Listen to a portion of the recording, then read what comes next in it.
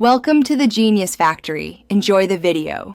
In this video, I will explain how to play Half-Life 2 content within Garry's Mod multiplayer. First, you'll need to own Half-Life 2 on Steam, as Garry's Mod uses its assets. Then, install Garry's Mod itself from your Steam library. Make sure both games are completely updated to their latest versions for the best experience.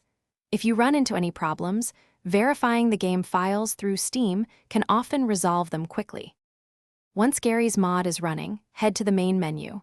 Look for the Extensions or Add-ons button, usually found on the bottom right.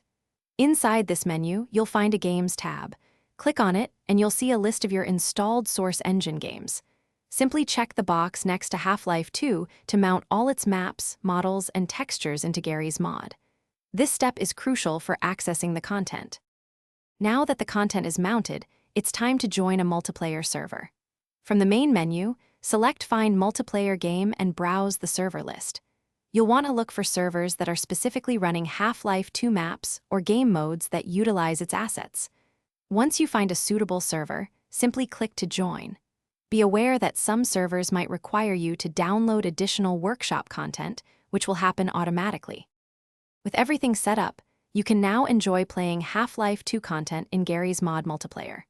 Explore classic maps like D1 Train Station 01 or D3C1701, interact with props, and use your physics and tool guns on the game's assets. If you encounter issues like missing textures or models, ensure Half-Life 2 is mounted correctly.